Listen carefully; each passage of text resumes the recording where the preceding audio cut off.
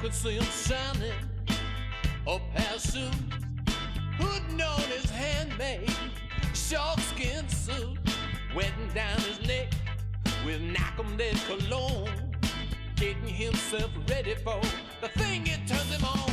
Womanizer, he don't waste no time.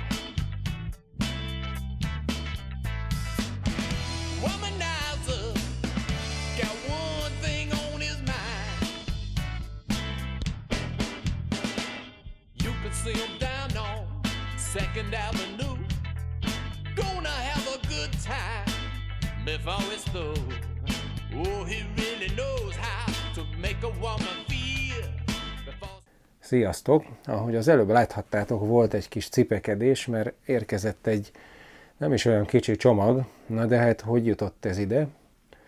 A szerszámparadicsom.hu-tól írtak nekem néhány héttel ezelőtt, hogy látták a YouTube csatornámat és nagyon tetszik nekik, és hogyha lennének olyan dolgok, amik még hiányoznak a műhelyemből, és tényleg szükségem van rájuk, olyan gépek vagy eszközök, és hajlandó lennék róluk bemutató videót készíteni, akkor azokat ők szívesen elküldenék nekem.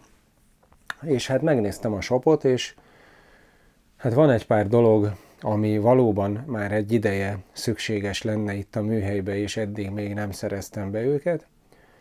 De azt egyből megírtam nekik, hogy én ebbe csak úgy tudok belemenni, hogyha mint mindig, minden más videóban is, én a teljesen őszinte véleményemet mondom el mindenről.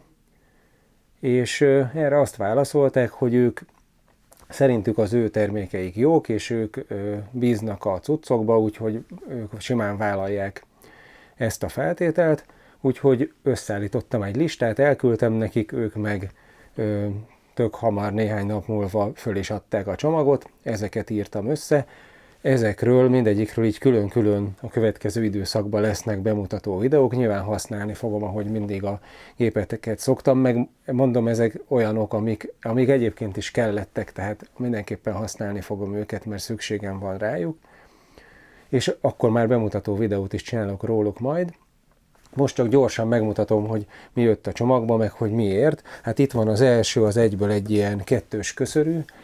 Hát más videóimban láthattátok már számtalanszor, hogy egy ilyen kicsi kis nyomorolt 120 wattos köszörűt szoktam használni, ami egyszerűen annyira gyenge, hogy ha egy kicsit jobban neki nyomja az ember az anyagot, akkor már megáll, tehát nem lehet vele hatékonyan meg gyorsan dolgozni. Ez viszont egy 370 wattos 150 mm átmérőjű kövekkel, úgyhogy na azért ez egy jóval komolyabb gép. Ja, hozzáteszem, hogy ezeket a márkákat én magam sem ismerem, a Graphite és Neotools cucc sem volt még soha a birtokomban semmi, gyakorlatilag még egy kézi szerszám se.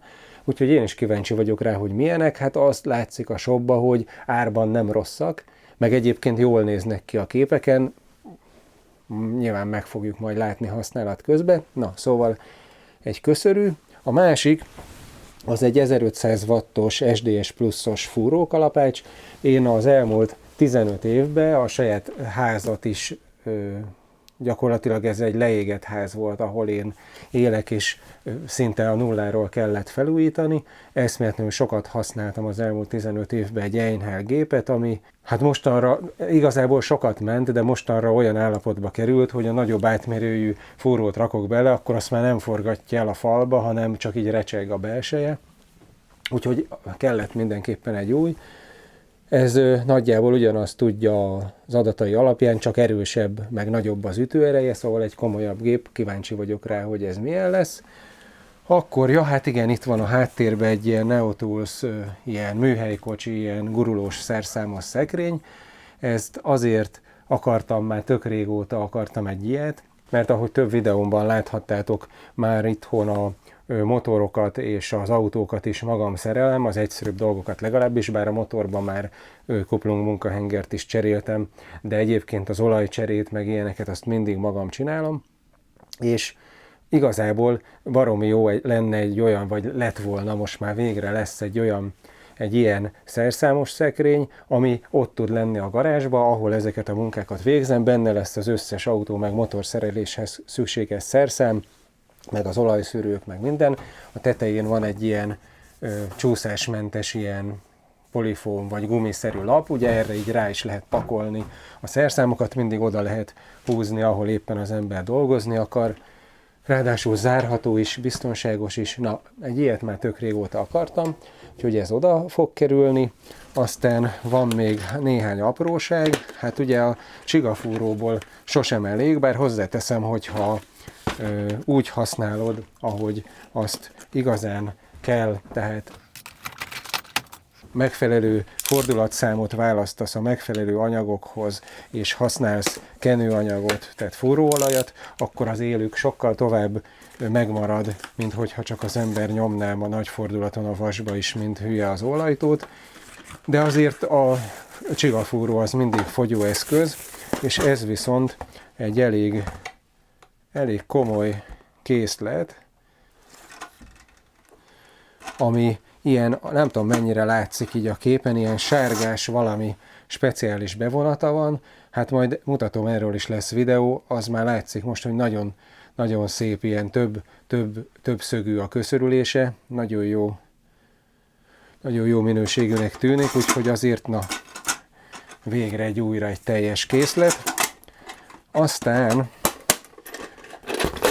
egy ilyen akus kis munkalámpa, egy ilyen reflektor, ez is szerintem például az autó és a motorszerelésnél baromi jó lesz, egyrészt nem kell vezetéket húzkodni, másrészt meg ugye ilyen alacsony, oda lehet tenni például a motorhoz, amikor a motorba olajat cserélek, ott lent, hiába van fönt akármennyi lámpa, ott lent alulról szart se lát az ember, ezt majd szuperül oda lehet tenni, majd ezt is mutatom, meg egy tolómérő, méghozzá egy ilyen jó minőségű rozsdamentes acél tolómérő. Nekem van ugyan egy jóval nagyobb méretű, de az annak nem ilyen éles a hegye, amivel szoktam egyébként meg itt a műhelyben dolgozni, ami ekkora méretű, ez a 150 mm-es méret, ez meg egy ilyen nyomorult műanyag, pár száz forintos, de már vagy 8-10 éve ezt használom, de igazából ez nem is nagyon pontos, meg tényleg egy nyomorult dolog, csak valahogy sose szántam rá magam, hogy vegyek egy ilyen jó minőségű acélt. Hozzáteszem, hogy ez egyébként olyan, amit egyszer kell megvenned, aztán még az unokáid is ezt fogják tudni használni. Erről is fogok majd külön egy videót csinálni, hogy egyáltalán hogy kell a tolómérőt használni, mert szerintem sokan nem tudják, hogy lehet vele pontosan mérni.